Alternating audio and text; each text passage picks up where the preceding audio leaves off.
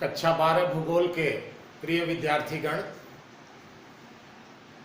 मैं डॉक्टर अब्दुल हमीद, प्रवक्ता Kamlavati Tripathi boys inter college Varanasi, एक बार फिर इस वर्चुअल कक्षा में आपके समक्ष उपस्थित हूँ। बच्चों, आपकी पुस्तक के पहले पार्ट यानी मानव भूगोल का आखिरी अध्याय यानी 10वां लेसन, जिसका नाम मानव बस्ती है, इसका प्रारंभ हो गया है।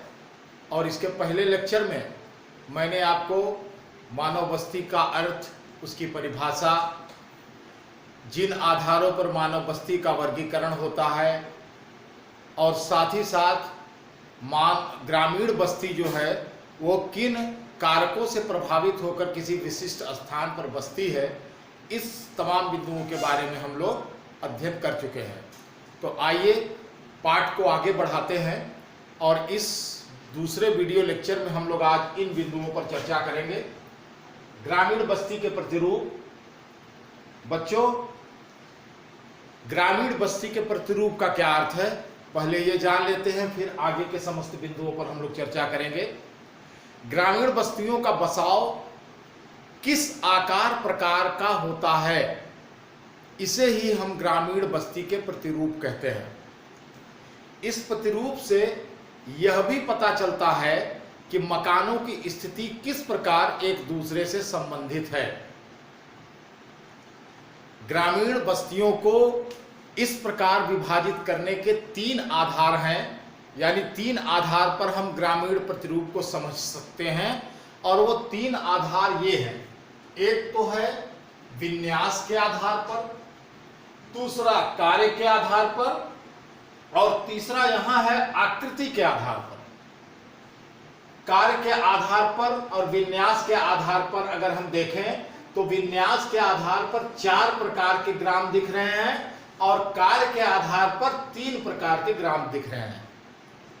तो आइए देखते हैं कि विन्यास के आधार पर जो ग्रामों का वर्गीकरण किया गया है ये क्या है।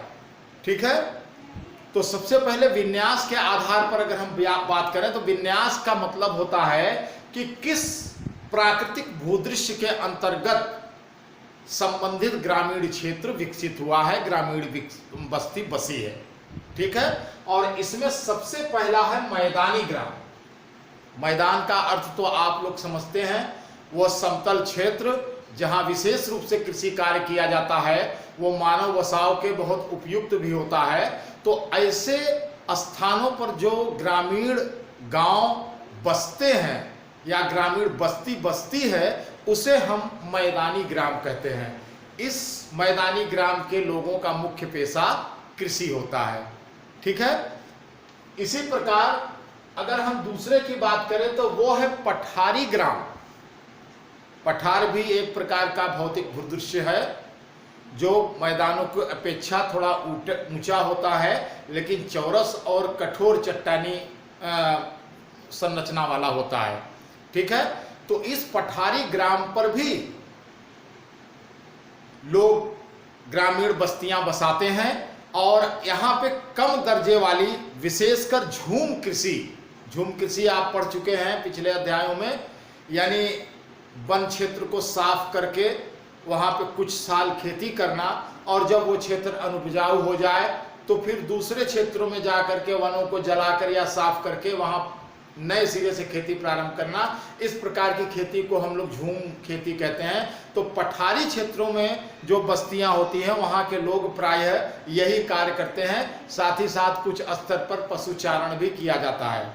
ठीक है, अब देखिए हम लोग देखते हैं तीसरे प्रकार का ग्राम, जिसमें जो तीसरा वर्गीकरण किया गया है विन्यास के आधार पर, वो है तटीय ग्राम। यानी समुद्र के तटवर्ती क्षेत्रों में आप जानते हैं बस्तियां बसी हुई होती हैं, जिसमें विशेष रूप से मछुआरे होते हैं, जिनका मुख्य कार्य होता है, आप जानते हैं मुख्य कार्य होता है समुद्र में से मछलियों को पकड़ना, यानी मत्स्य आखेट इनका मुख्य कार्य होता है।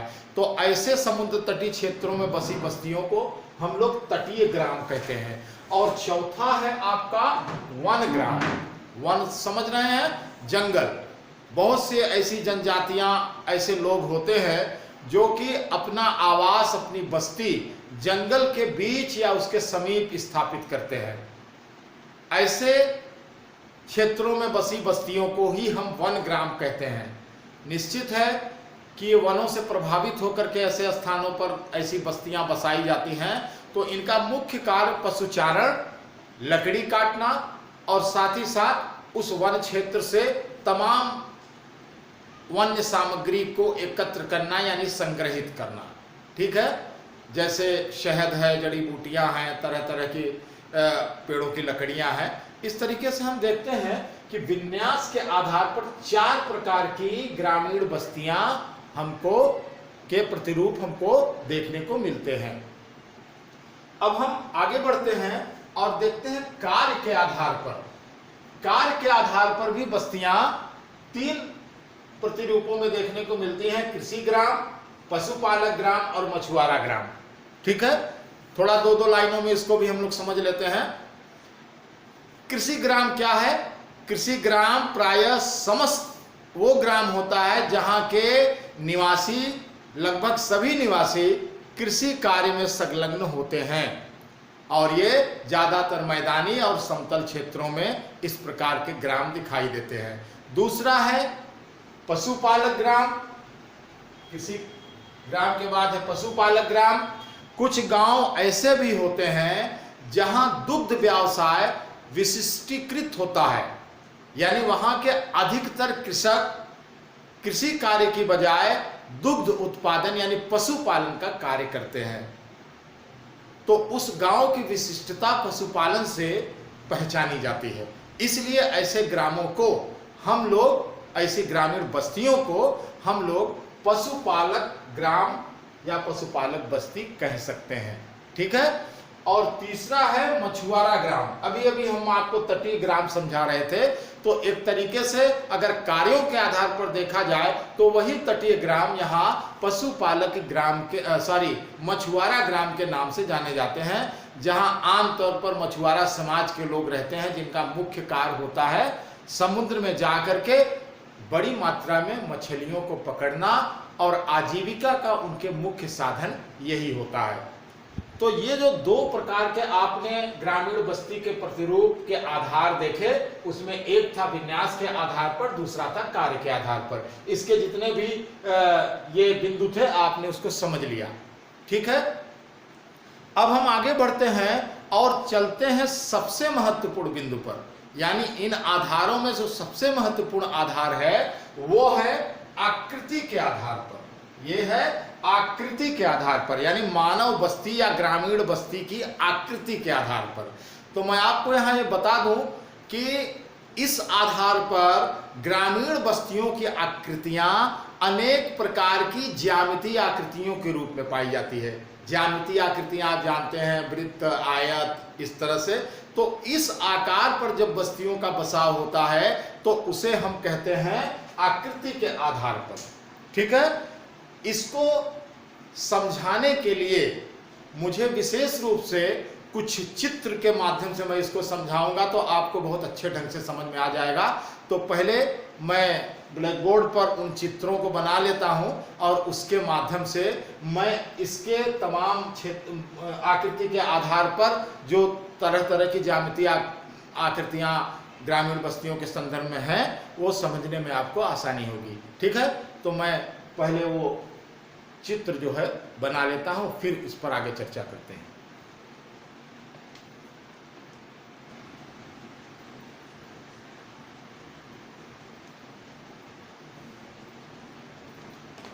हाँ, तो बच्चों,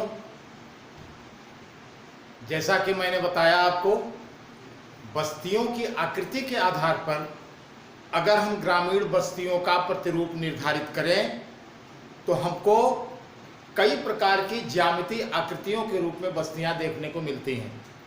उनमें से कुछ महत्वपूर्ण ज्यामितीय आकृतियों के रूप में बसी बस्तियों का हम अब विवरण आपके सामने इस चित्र के माध्यम से प्रस्तुत करने जा रहे हैं, ताकि आपको समझने में आसानी हो।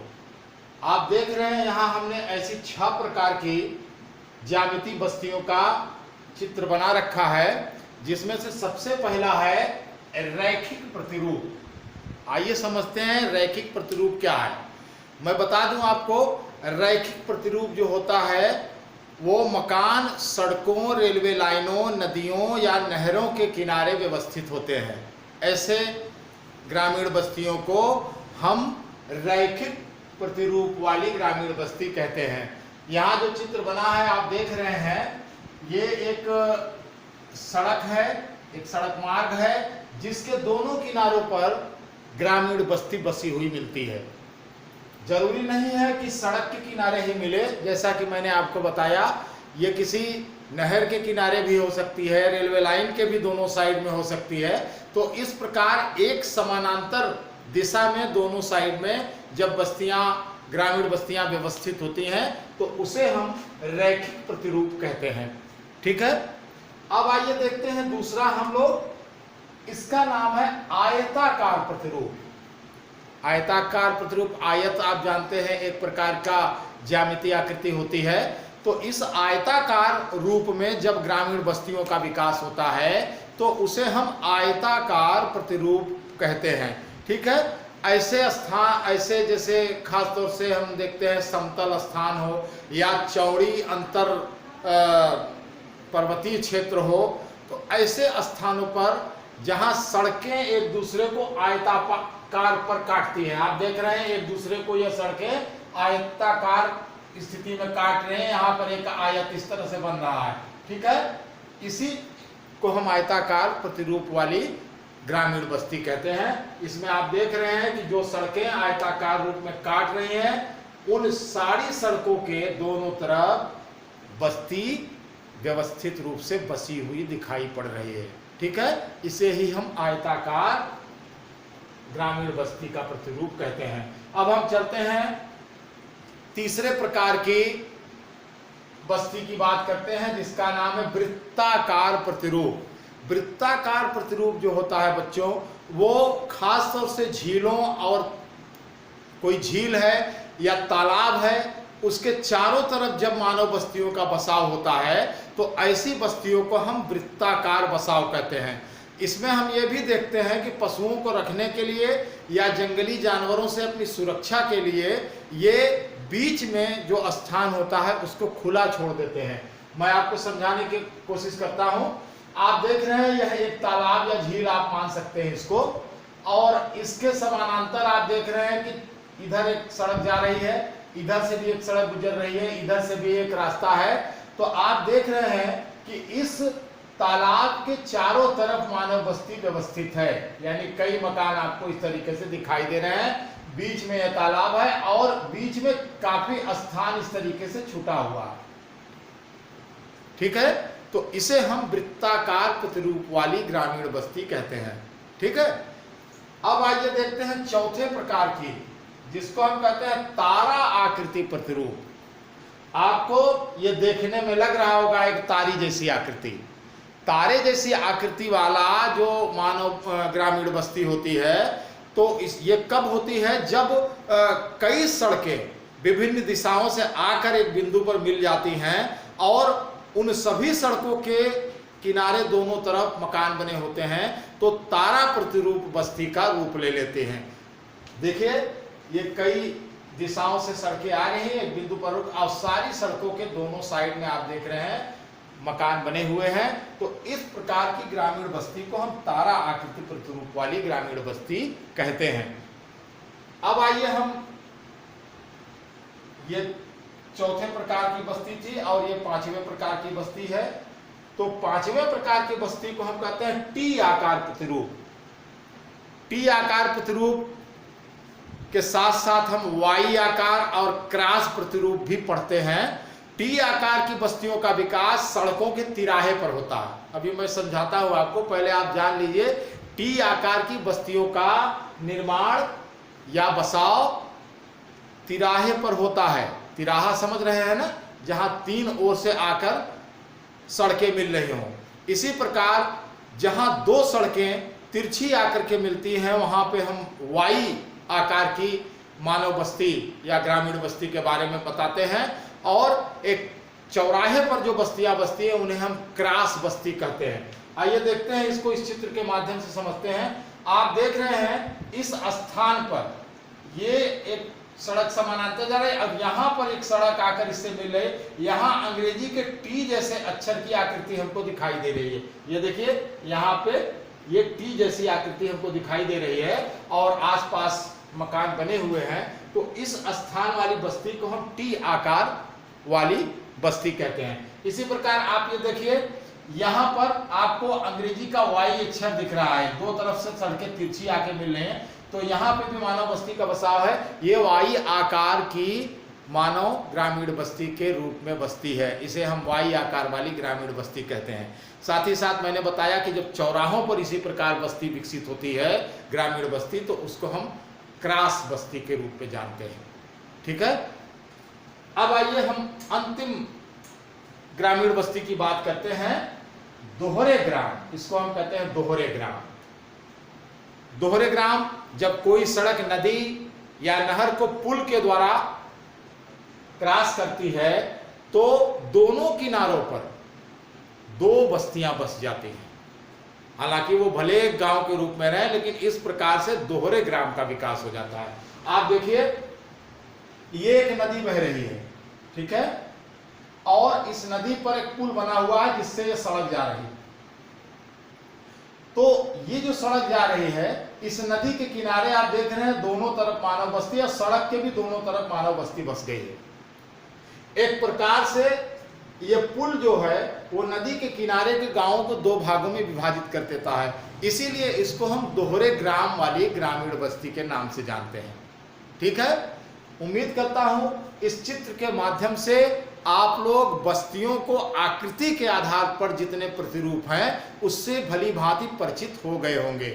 ठीक है, तो इस 6 प्रकार की जो ज्यामिति आकारों वाली बस्तियां थी, इन्हीं के साथ हम आज का लेक्चर भी समाप्त करते हैं। आगे के जो महत्वपूर्ण बिंदु हैं वो हम लोग अगले लेक्चर में एक दूसरे से फिर उसका अध्ययन अध्यापन करेंगे। ठीक है, तो आज का लेक्चर यहीं समाप्त करते हैं।